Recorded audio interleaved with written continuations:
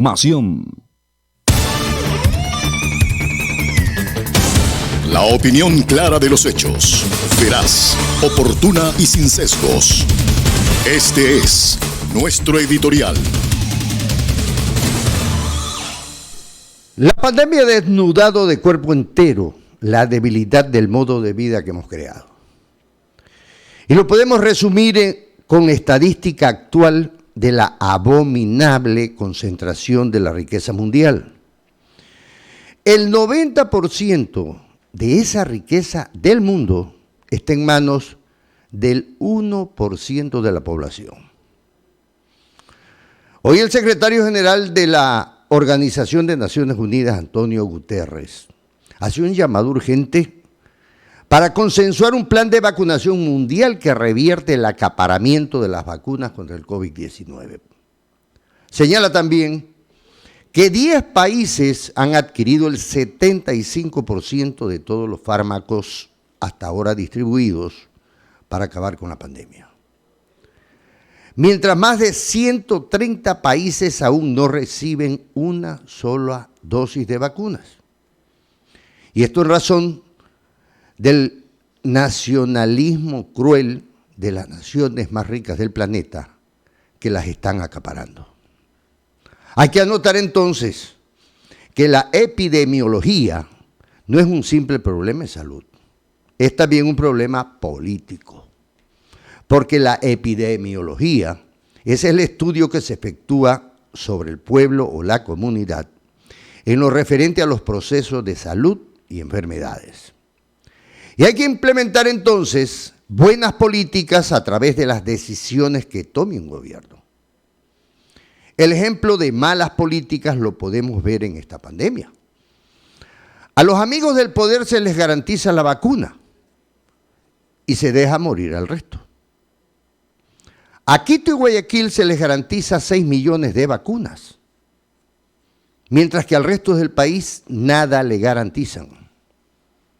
Esta pandemia nos ha enseñado que los ricos se pueden retirar a sus cuarteles de invierno y no tienen problemas, porque tienen dinero acumulado más que suficiente. Las clases medias y profesionales se autoaíslan tanto como puedan, si es que pueden. Pero se mantienen vulnerables, porque tienen que laborar, tienen que trabajar, ya que rápidamente se les acabaron los ahorros. Mientras que los trabajadores y los pobres se enferman y mueren. ¿Y esto? Porque no tienen trabajo. Porque no tienen ahorros y deben exponerse para encontrar alimentos para sus familias. Hay que estar claros. O se vacunan a todos, o quienes no lo hagan, al contagiarse con este virus que muta y cambia, volverán a contagiar a los ya vacunados. Recuerden que el daño a uno es un daño a todos. Por ello insisto que siendo la epidemiología un problema político también, hay que tomar decisiones que beneficien a todos y no a unos cuantos. Y se hace imprescindible que los gobiernos tomen decisiones que beneficien a todos. Medidas como evitar los despidos. Pero si se dan, deben entregarse las indemnizaciones en forma inmediata. A los desocupados debe entregárseles algún ingreso básico universal para que no nos matemos por un plato de comida. En vez de querer privatizar el Banco Central, el gobierno debe prohibir la ejecución de hipotecas y desalojos de viviendas mientras se mantenga la pandemia.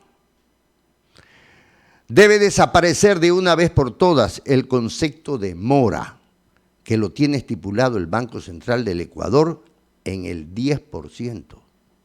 Yo no puedo pagar el capital y los intereses, y por no poder pagar, me suban el 10%. Eso no puede ser. Eso es un abuso. Además debe garantizar un verdadero y real servicio de salud público y no privado. Eso tiene que ser un Estado, un gobierno.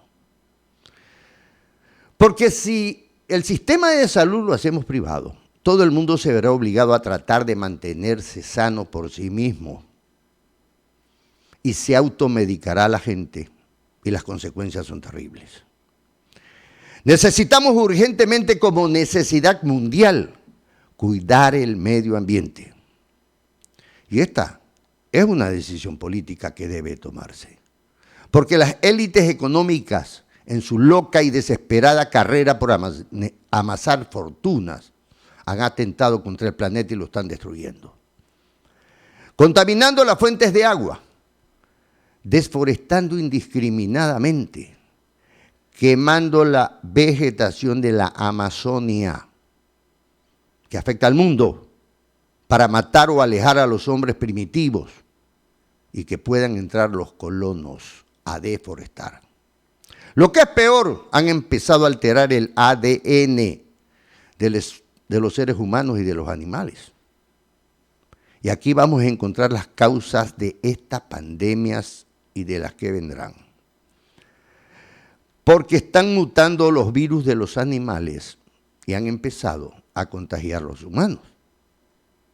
Por todo lo dicho, es imperiosa la necesidad de luchar por una sociedad donde la salud de todos sea más importante que las ganancias de unos pocos. ¿Será esto imposible? ¿Estamos pidiendo demasiado?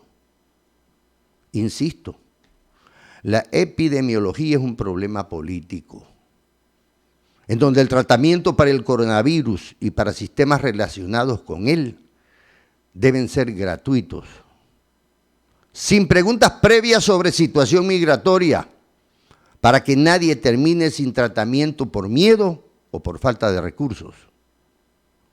Lo condenable y hasta criminal en nuestro país, si en verdad que es nuestro país o es de unos pocos, que el gobierno haya permitido que se eleven los costos financieros como las tasas de interés, que este gobierno permite el cobro indiscriminado de comisiones bancarias y seguros inexistentes en las tarjetas de crédito, mientras que los precios de los productos de nuestros agricultores y piscicultores están por las patas de los caballos. Y reconociendo esto, el Banco Interamericano de Desarrollo, en su informe macroeconómico 2020, lo único que le preocupa es la pérdida del Producto Interno Bruto de los países y no las pérdidas de vidas. Y que este gobierno, para quedar bien con este Banco Interamericano de Desarrollo y con el Banco Mundial y con el Fondo Monetario, haya preferido guardar miles de millones de dólares en la banca internacional en vez de comprar pruebas PCR, comprar medicamentos, contratar médicos y enfermeras para salvar la vida de los ecuatorianos. Desde Radio Capital, la radio política del Ecuador, les habló Luis Andrade Quiñones. Buenos días, buenas tardes y buenas noches. Capital, la radio política del Ecuador.